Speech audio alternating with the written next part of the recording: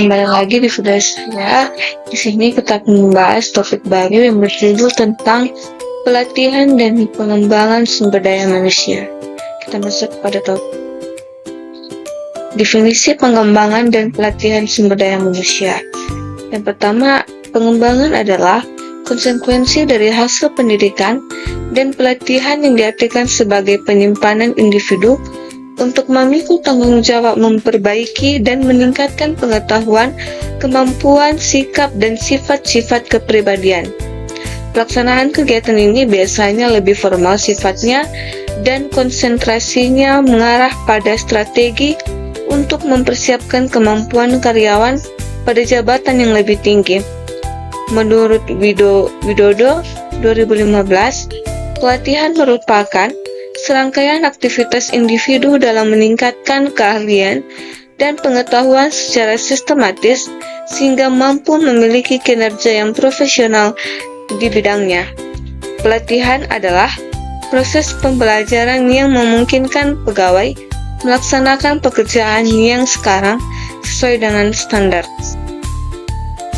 Selanjutnya ada langkah-langkah pengembangan SDM. Menurut Komang Ardana, langkah-langkah dalam pengembangan SDM terdiri dari 6, yaitu sebagai berikut.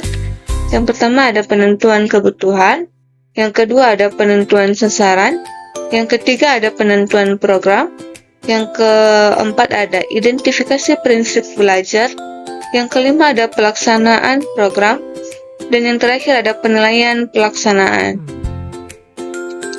Selanjutnya, tujuan pengembangan sumber daya manusia. Tujuan pengembangan SDM adalah untuk memperbaiki efektivitas kerja karyawan dalam mencapai hasil-hasil kerja yang ingin telah ditetapkan.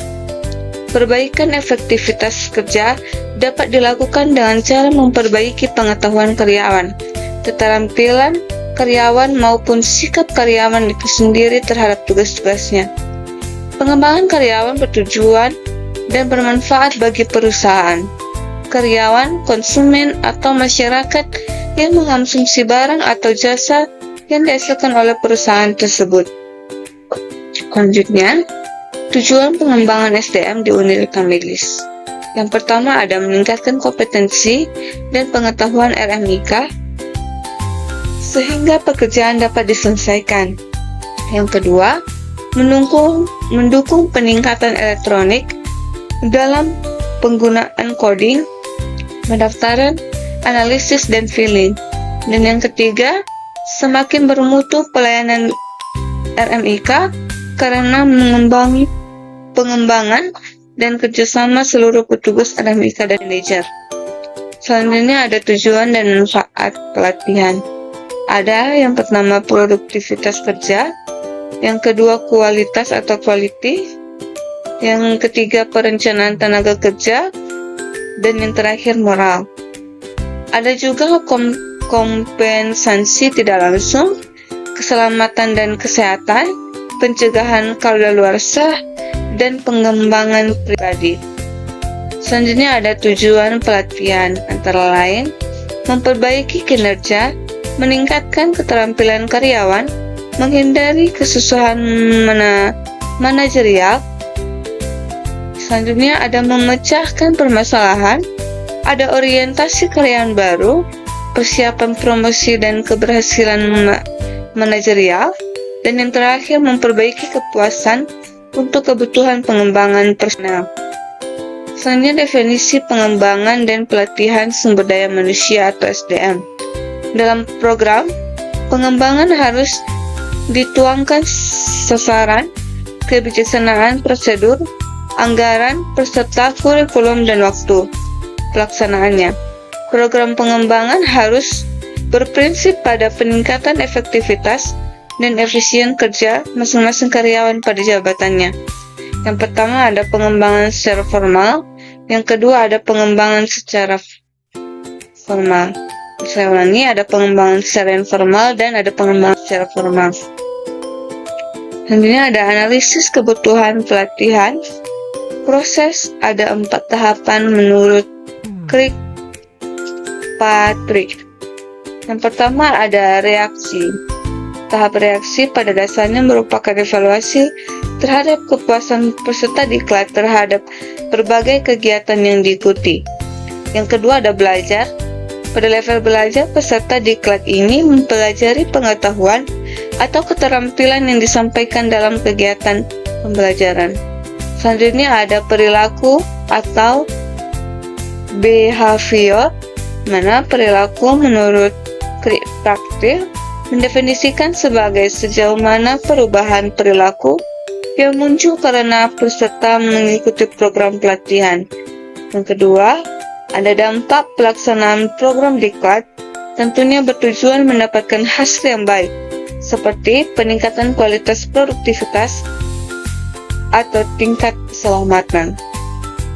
Selanjutnya, analisis kebutuhan pelatihan.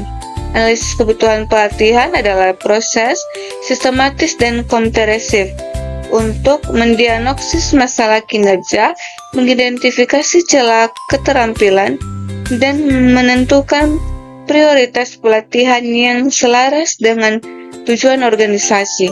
Proses ini memastikan bahwa investasi dalam pengembangan karyawan efektif dan memberikan dampak yang positif pada kinerja individu.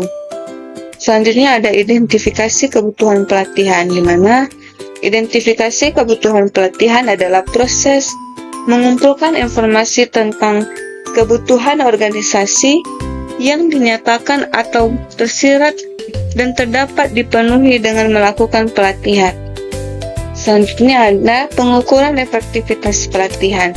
Kata efektivitas berasal dari bahasa Inggris, yaitu efektif, yang berarti berhasil atau sesuatu yang dilakukan berhasil dengan baik.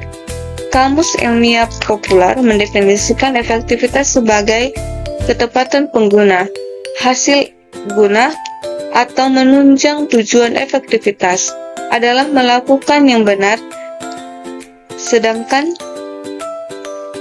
efisien adalah melakukan hal secara benar, bukan efisien melakukan hal secara efektif.